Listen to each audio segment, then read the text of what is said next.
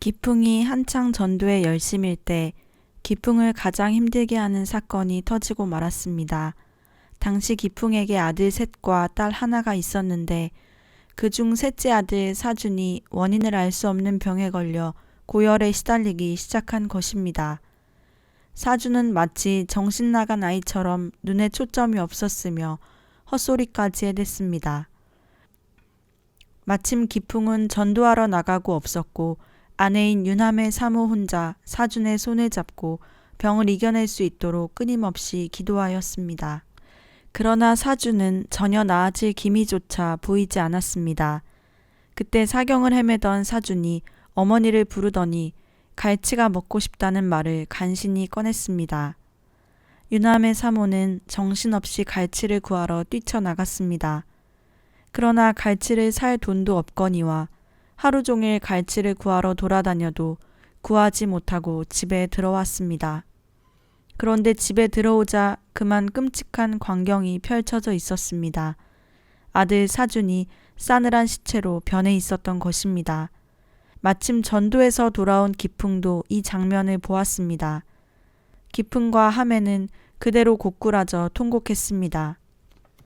전도하러 다닌다고 아들이 고통 속에 죽어가는 것도 모르고 있었다니 기풍은 칼로 가슴을 도려내는 듯한 아픔에 눈물을 쏟고 또 쏟아냈습니다.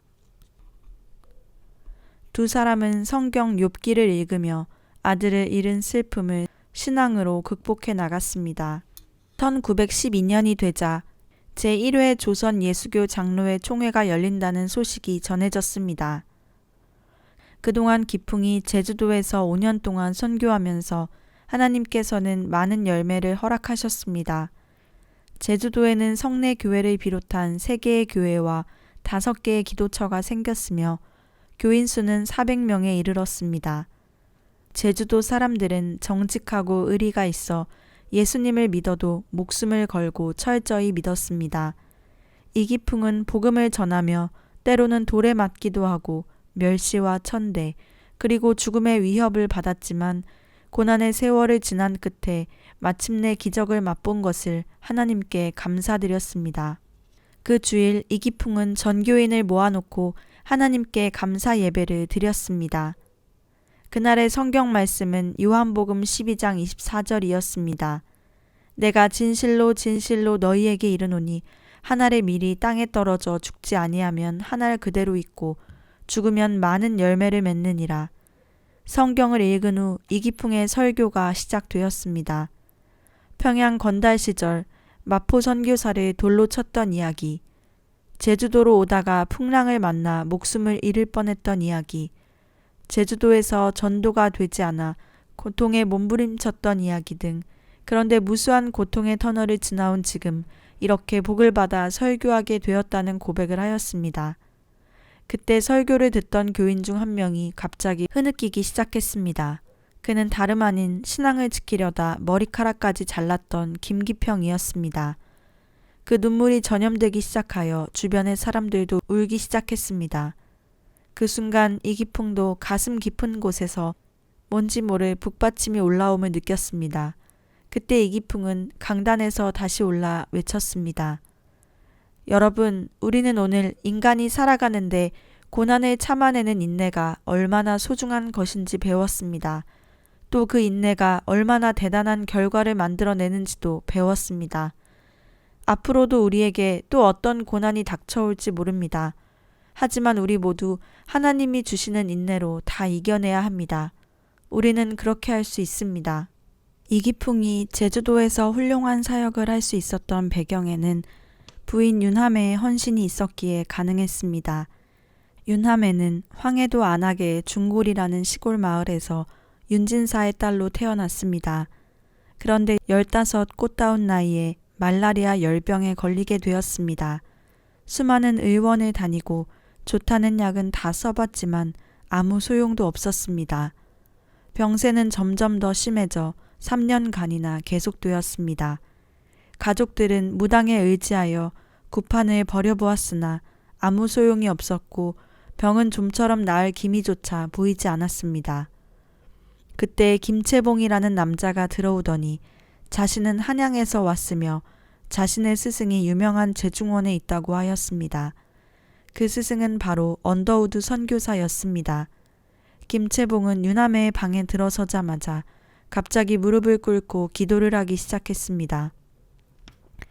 하나님, 이 불쌍하고 가련한 여인을 살려주시옵소서.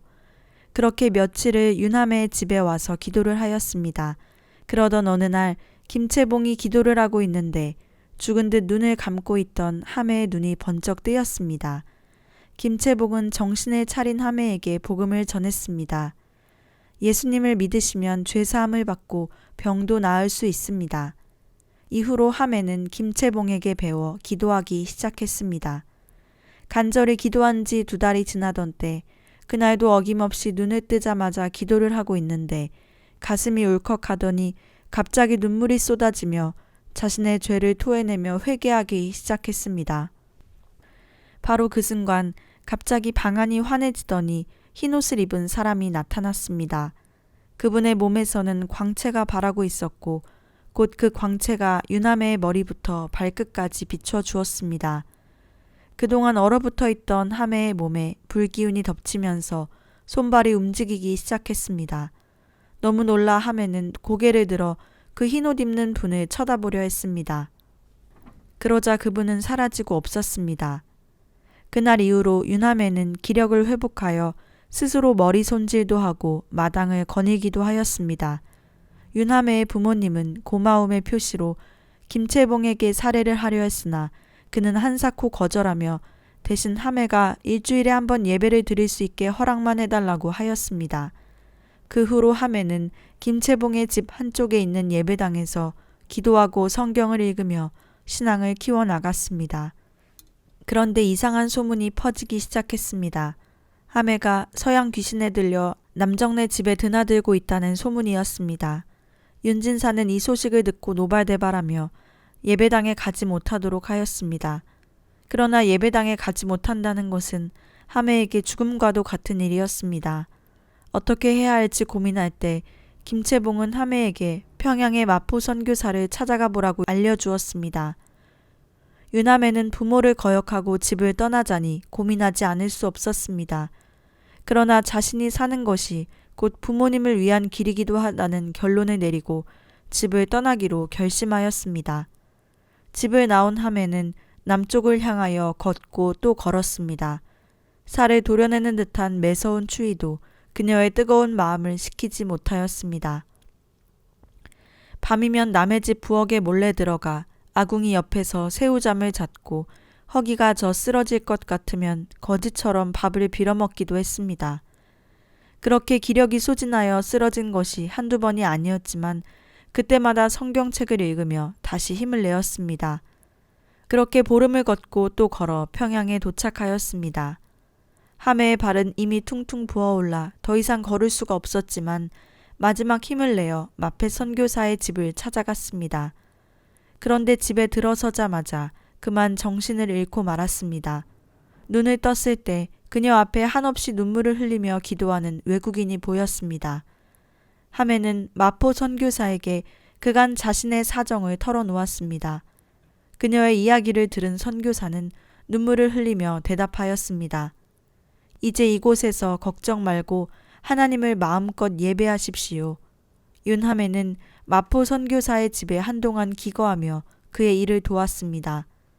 마포 선교사는 평양에서 선교 사역을 하고 있던 그레암 리 선교사의 양녀가 되도록 해주었고 그레암 리 선교사의 도움으로 하매는 신교육을 받을 수 있었습니다. 윤하매는 자신을 구원하신 하나님의 사랑에 감격하여 평생 결혼을 하지 않고 여전도사로 하나님의 영광만을 위해 헌신하기로 결심하였습니다. 그러던 어느 날 마포 사무엘 선교사가 윤하매가 거주하고 있던 선교사의 집을 방문했습니다. 마포 선교사는 조심스럽게 굳게 닫은 입을 열었습니다. 윤하매 씨, 이제 25살이 되었는데 결혼할 마음이 없습니까? 하매의 마음은 이미 굳어져 있었기 때문에 침착하게 대답하였습니다. 선교사님, 저는 결혼을 하지 않고 평생 주님의 일만 하기로 결심하였습니다. 이미 하나님께 바친 몸입니다. 대단히 죄송합니다. 마포 사멸 선교사는 더 이상 권유를 못하고 집으로 돌아갔습니다. 그런데 일주일 만에 다시 와서 급하게 윤하매를 찾았습니다. 윤하매 씨, 매우 곤란한 일이 있습니다. 평양 신학교에 다니던 이기풍이라는 신학생이 제가 중매한 여인과 결혼하여 아기를 낳았는데 그만 여인이 죽고 말았습니다. 이기풍 형제는 지금 혼자 아기를 키우느라 신학 공부를 할 수 없는 처지에 있습니다.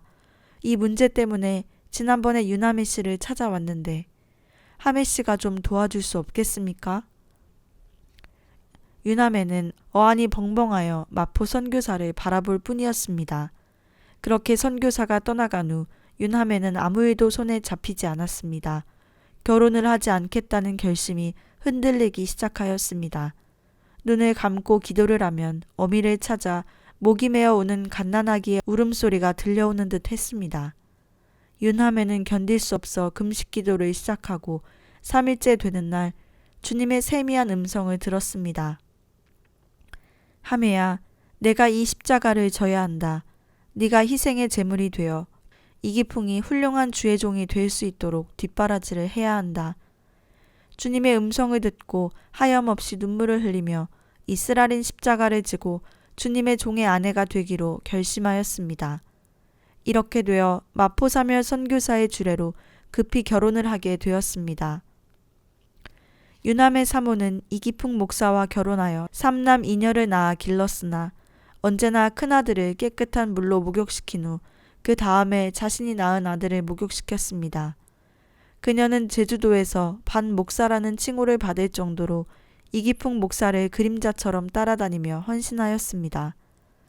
윤하매 사모는 당시 신식 여학교 출신으로 의학 지식을 배웠을 뿐만 아니라 선교사들로부터 각종 처치 방법들을 두루 배웠습니다. 이렇게 배운 실력으로 각종 병으로 고생하는 사람들을 치료해 주기도 하였습니다. 이런 소문은 빠른 시간에 제주도 관내로 퍼져나가 기풍의 집에 환자들이 몰려왔고 사람들은 누구나 산기가 있거나 아프면 하매를 찾을 정도가 되었습니다. 특히 교인이 상을 당하면 3일 동안 그 집에 가 밤을 새우며 헌신적으로 유가족을 위로하고 도와주는 일을 했습니다. 당시 제주도는 유독 폐병으로 죽는 사람이 많았는데 기풍의 교회에도 폐병으로 죽어나가는 사람이 덜어 있었습니다. 그럴 때에 윤하매는 특수 복장을 갈아입고 상갓집으로 향했습니다. 상갓집에 도착하면 시체 처리하는 일을 도맡아 하였습니다. 그녀는 우선 시체를 목욕시키고 그 다음에 얼굴을 정성스럽게 화장해 주었습니다. 죽은 사람에게 그토록 정성스럽게 해주는 윤하매의 모습을 보고 사람들은 감동하지 않을 수 없었습니다. 또 교인들 중 누가 회선을 한다고 하면 무조건 달려가서 며칠을 그 집에서 보내며 산후조리를 도와주기도 했습니다. 그녀는 언제라도 누가 자신을 찾으면 달려가기 위해 항상 머리맡에 약상자와 성경책을 두고 잤습니다. 이러한 헌신적인 모습에 감동받은 사람들이 교회에 나오는 경우가 많아졌고 덕분에 이기풍의 교회는 하루가 다르게 교인들이 늘어나게 된 것이었습니다. 윤하매는 세상을 떠나는 날까지 자신의 몸을 편안하게 쉬어본 일이 없었습니다. 썩을 육신을 위하지 마라. 내 몸과 마음을 다하여 주님만을 기쁘고 영화롭게 하라는 자신의 신조를 늘 자녀들에게 가르쳤습니다. 한편 이기풍은 제주도 사역을 한 지 7년 만에 고향 평양으로 돌아왔습니다. 많은 사람들이 환영의 깃발을 들고 마중 나와 있었습니다. 이기풍과 가족들은 함께 기쁨의 제회를 하였습니다. 기풍은 오랜만에 집으로 돌아와 편안한 휴식을 취하였습니다. 하지만 때는 일제의 나라를 빼앗긴 때로 마음 편히 쉴 수만은 없었습니다. 그리고 얼마지 않아 신민회라는 단체와 연락이 닿았습니다. 이기풍은 목사의 신분이었지만 신민회와 비밀리에 연락을 취하면서 독립운동을 도왔습니다. 1918년 이기풍은 다시 남도로 향했습니다. 그는 광주 북문안교회 2대 목사요, 한국인으로는 최초의 목사가 되었습니다. 이기풍이 부임한 지 얼마 되지 않아 광주 지역에 콜레라가 돌기 시작했습니다. 콜레라는 이기풍의 넷째 아들 사형에게도 찾아왔습니다. 이제 갓 2살밖에 안 된 사형은 설사를 하고 구토를 하며 사경을 헤매게 되었습니다. 당시에는 변변한 약도 없어 결국 사형은 하늘나라로 가고 말았습니다. 자식을 둘이나 하늘나라로 먼저 보낸 이기풍의 심정은 말할 수 없이 슬펐습니다. 그는 며칠 동안 밥도 먹지 않은 채 슬픔에 빠져 있었습니다. 충격이 너무 컸던 탓인지 이기풍의 입이 이상해지기 시작했습니다. 아무리 말을 해도 말이 입안에서만 맴돌고 밖으로 나오지 않았습니다. 실어증에 걸린 것이었습니다. 게다가 왼쪽 다리가 저려오기 시작하더니 오른쪽 귀마저 지독한 통증이 몰려왔습니다. 왼쪽 다리는 관절염이 온 것이고 귀는 고막이 터진 것이었습니다. 이기풍 목사는 무엇보다 말하지 못하는 것이 가장 걱정되었습니다. 내년 3월 비밀리에 계획되어 있는 독립운동 때문이었습니다. 그는 틈만 나면 북문안교회 성도들에게 독립운동의 중요성을 강조해 왔었습니다. 이기풍의 마음은 한없이 약해졌습니다.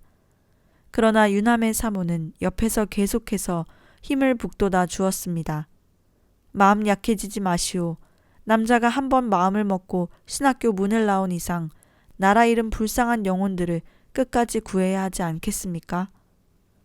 하매의 말에 기풍은 마음을 바꾸어 치료에 전념하기 시작했습니다. 북문안 교회 교인들도 기풍의 뜻을 대신 품고 광주 지역의 3.1운동을 주도해 나갔습니다.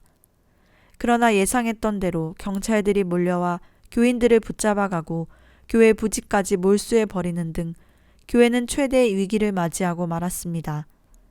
그러나 한편으로는 이기풍의 실어증이 점점 나아져 곧 말이 터졌고 활발히 움직이게 되었습니다. 다시 교회 부지를 구해 교회를 열고 전도하며 독립운동도 돕자 얼마 지나지 않아 교회는 다시 부흥하게 되었습니다. 1920년이 되면서 이기풍은 더욱 바빠졌습니다. 많은 교회들이 기풍을 전라노회장으로 추대한 데다가 순천중앙교회 시무까지 맡게 된 것입니다. 이에 조선예수교 장로회에서는 이기풍 목사를 부총회장으로 이듬해에는 제10대 조선예수교 장로교 총회장으로 임명하기에 이르렀습니다. 어느새 기풍은 조선 장로교 전체의 최고 지도자가 되어 있었습니다. 총회장 임기가 끝나자 이기풍은 다시 순천중앙교회로 돌아왔습니다. 그런 가운데 하나님께서는 늦둥이 딸 이사리를 가정의 선물로 주셨습니다. 노산이었는데도 오히려 아이를 낳은 후 윤사모의 몸은 기력을 회복하였습니다. 또한 이기풍 목사에게 기쁜 일이 이어졌습니다. 교인들이 점점 불어나 20평에 지었던 교회를 800평의 대지 위에 증축하게 된 것입니다. 이제 이기풍은 부흥하고 안정된 교회에서 편안한 목회 생활을 하며 여생을 보낼 수 있었습니다. 그러나 그는 자신을 필요로 하는 새로운 곳에 가서 목회하기로 결심하였습니다. 이기풍 목사는 편안한 환경에 안주하지 않는 참된 하나님의 종이었습니다. 그가 다시 발길을 돌린 곳은 고흥읍 교회였습니다. 고흥 지방에는 일찍이 교회가 세워졌고 2년 전에는 큰 부흥회도 경험하였다고 소문이 자자했습니다. 그러나 1924년 고흥읍 교회에 부임한 기풍은 이곳의 사정이 만만치 않음을 느낄 수 있었습니다. 거리에는 거지들이 들끓었으며 그 중에는 문둥이라고 천대받던 나환자들도 다수 있었습니다. 그도 그럴 것이 가까이에 소록도가 있었고 그곳에 나환자 갱생원이 있었던 것입니다. 이곳에서 이기풍은 평양신학교의 동기이자 각별한 사이였던 길선주 목사에게 연락을 취하였습니다.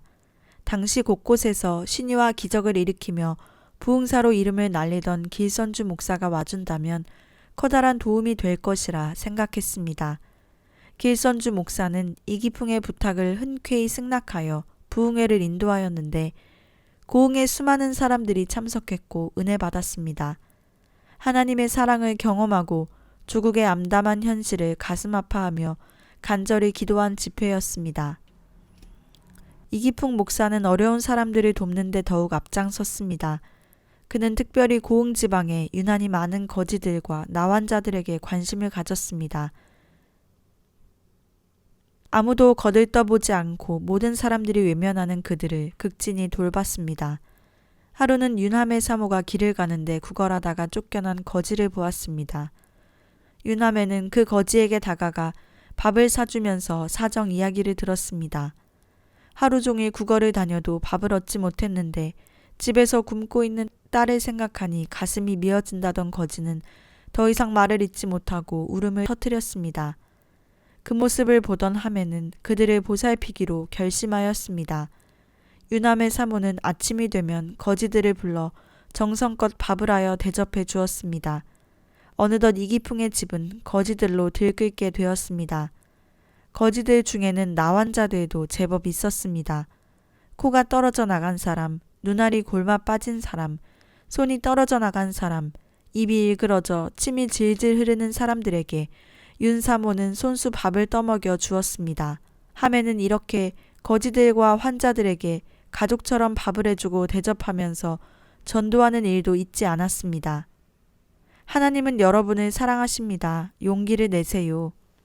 1927년 이기풍은 고흥을 뒤로 한 채 다시 제주도로 향하는 배를 탔습니다. 근 10년 만에 제주도 2차 선교를 하기 위해 다시 찾은 것입니다. 이기풍이 떠나간 후로 제주도에도 많은 교회가 생겼지만 호남 지역과 비교해보면 아직도 많은 사람들이 다른 신을 섬기고 있었습니다.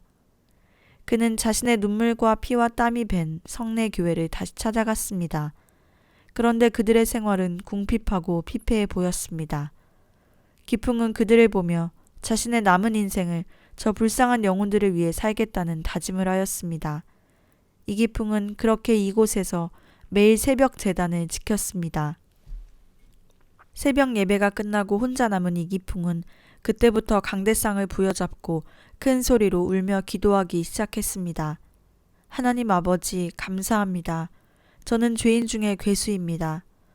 부디 이 불쌍한 조선의 백성들을 구하소서. 이기풍은 정신이 나태해질 때면 마펫 선교사를 핍박했던 그 시절을 떠올리며 다시 정신을 차리곤 했습니다. 또한 이기풍 목사는 한 사람 한 사람 성도들의 이름을 적은 작은 공책을 소중하게 지니고 다녔습니다. 언제나 기도할 때 성도들의 이름을 부르기 위해서였습니다. 또한 이 수첩을 들여다보며 성도들의 가정을 수시로 신방하였습니다. 가정 예배를 드릴 때에도 이 수첩을 앞에 놓고 이름을 부르며 기도하였습니다. 제주도 2차 사역 후 이기풍 목사의 가족은 다시 벌교로 향하였습니다. 벌교는 순천이나 고흥에 비하면 기독교가 덜 전파된 곳이었습니다. 그는 벌교를 중심으로 전도를 하며 무보수 개척 목사로 일할 예정이었습니다. 그는 또다시 개척자의 고난의 길을 선택한 것이었습니다. 벌교 교회의 교회당은 초가집을 개조하여 만든 조그마한 교회당이었습니다. 목사관은 교회에서 20분 거리 산꼭대기에 있는 허술한 초가집으로 대문도 없었습니다. 이기풍은 녹이 쓸어 빠진 헌 자전거 한 대를 구입하여 평촌으로 낙성으로 나간으로 다니며 전도하였습니다.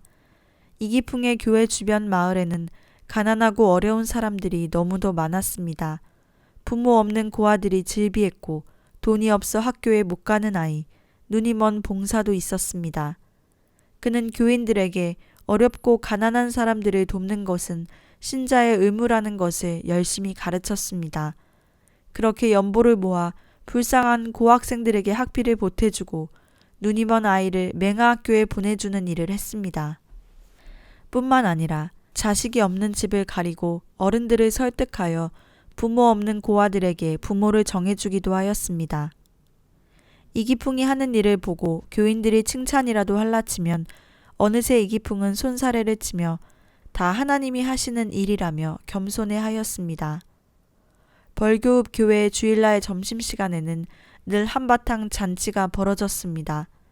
이기풍이 시골이 밖에서 온 가난한 교우들에게 점심을 대접했기 때문입니다. 이기풍은 그 중에서도 어르신들은 자신의 방에 직접 초대하여 겸상을 하곤 했습니다. 교인 중 애꾸는 할아버지라 불리는 사람이 있었는데 그는 늘 황토흙이 잔뜩 묻은 집신에다 누더기 바지를 입고 다녀 거린처럼 보이는 할아버지였습니다. 그래도 이기풍은 마다하지 않고 자신의 방에 애꾸는 할아버지를 들여 겸상으로 점심을 먹었습니다. 이기풍의 아내 유남의 사모 역시 마다 않고 정성껏 대접하였습니다. 그 애꾸는 할아버지가 가고 나면 앉았던 자리에 늘 흙이 한 줌이나 떨어져 있었지만 이기풍과 하매는 불평 한마디 하지 않았습니다. 유남의 사모의 사랑은 여기서 끝나지 않았습니다. 평소 소못을 열심히 만들어 두었다가 크리스마스가 되면 벌교 내 거지들을 모두 초청하여 그들에게 소못을 선물하고 마음껏 먹게 해주었습니다. 그러니 그들은 자연히 하매를 어머니 하면서 따랐습니다. 유남의 사모가 너무 나환자 거지들과 어울리자 불만을 가진 교인들도 나타났습니다. 사람들은 목사관을 문둥이 식당이라고 하며 손가락질하였습니다. 그러나 시간이 지날수록 작은 자 한 사람을 예수님과 같이 돌보는 두 부부의 사랑에 감동하였습니다. 이기풍 목사 부부의 헌신으로 벌교 지역에 온 지 3년 만에 예배드리는 사람이 300명이 넘게 되었습니다. 참으로 하나님의 은혜요 기적이 아닐 수 없었습니다.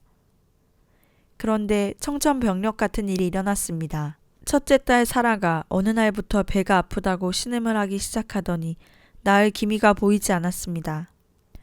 이기풍이 병원에 사라를 안고 갔을 때는 이미 늦었을 때였습니다. 사라는 맹장염이 복막염으로 발전하여 그만 하늘나라로 떠나고 말았습니다.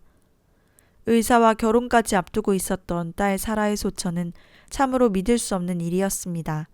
그러나 이기풍 목사와 유남의 사모는 세상 사람들처럼 엉엉 소리내어 울지 않았습니다. 어떤 고난이 와도 하나님을 원망하지 않겠다는 다짐의 실천이었습니다.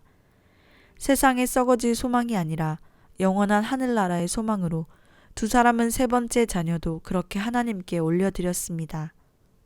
1937년 10월 이기풍은 벌교에 온 지 벌써 8년이 되었습니다. 이제 그는 다시 섬으로 가서 복음을 전하고자 하는 결심을 하였습니다. 10월 기풍은 이른의 노구를 이끌고 전남 여수 남면 우항리에 있는 우항리 교회에 부임하였습니다. 이기풍은 순천 노회와 상의한 끝에 우항리 교회를 기점으로 돌산, 안산 등 5개 처의 섬에 복음을 전하는 것을 목표로 삼았습니다. 이곳은 섬들이었기에 자전거가 아닌 배를 타고 전도를 다녀야 했습니다. 가족들을 생각하면 좀 편안한 곳으로 가고 싶은 마음도 있었지만 그는 이미 하나님과 조국을 위해 충성을 다하기로 결심한 몸이었습니다. 이기풍은 우항리에 도착하자마자 여정을 푼 후 배를 타고 금오도는 물론 돌산, 안산 등지의 섬을 돌며 하루 종일 전도하고 다녔습니다. 노구의 몸으로 매우 힘든 일이었지만 믿는 사람들이 하나둘 늘어나는 기쁨으로 충분히 이겨낼 수 있었습니다. 그러나 이기풍이 우항리로 부임해 오면서부터 일제의 신사참배 강요는 점점 심해졌습니다. 1936년이 되자 아예 전국민 신사참배를 강요하고 나섰습니다. 이에 기독교계도 속수무책으로 당할 수밖에 없었습니다. 처음에는 천주교가, 그리고는 감리교, 마침내 1938년 9월 장로교마저 신사참배를 하기로 결의하기에 이르렀습니다. 이런 소식을 들은 이기풍 목사는 통탄을 금할 길이 없었습니다. 이기풍은 교회는 신사참배를 결의했지만 자신의 의지는 굽힐 수 없었습니다. 그는 설교 때마다 신사참배를 하지 말아야 한다고 강조했습니다. 그해 12월 크리스마스에 이기풍은 아예 작정을 하고 강단에 올랐습니다. 일본이 이렇게 죄를 지으면 하나님의 채찍이 임하시고 결국에 망할 것입니다. 설교를 듣고 있던 사람들은 모두가 겉으로는 두려움에 떨고 있었지만 속으로는 통쾌하다는 표정이었습니다. 그런데 그날 맨 뒤편에 사복 형사가 앉아 있었습니다.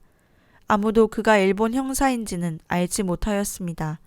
하루는 일본 순사가 경찰 여럿을 데리고 우항리에 나타났습니다. 이기풍은 전혀 기가 눌리지 않은 채 열심히 기도만 하고 있었습니다. 기무라 순사는 일단 마을 사람들을 신사로 데리고 가 꾸역꾸역 신사참배를 시켰습니다. 그래도 기풍은 오로지 기도만 하고 있을 뿐이었습니다. 결국 기무라 순사는 이기풍에게 신사참배를 거부한 죄목으로 주재소로 끌고 갔습니다. 그리고 모진 고문을 하며 기풍을 신문했습니다. 1940년 11월 15일 새벽 순천 노회 목사 17명 전체가 일제히 경찰서에 수감이 되고 이기풍 목사는 여수경찰서에 수감이 되었습니다. 기무라 순사가 목사들을 한 명씩 취조실로 데려갔고 취조를 끝내고 나온 목사들은 1명 2명 보이지 않았습니다. 옆에 있던 목사가 기풍에게 속삭였습니다.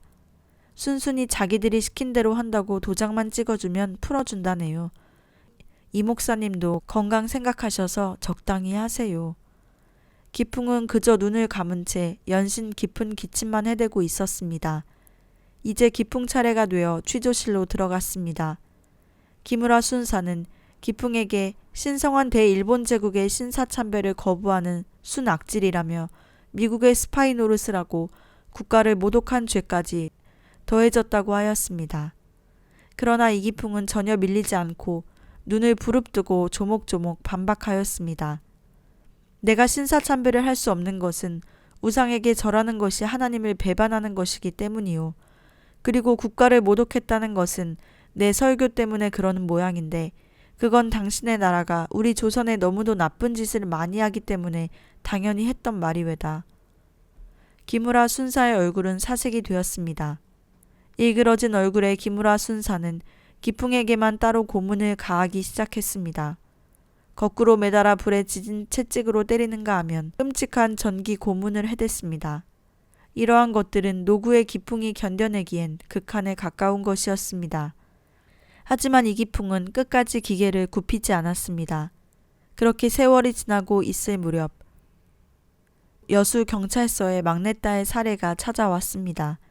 사례는 경찰들에게 아버지를 만나게 해달라고 매일같이 나타나서 사정을 하였습니다.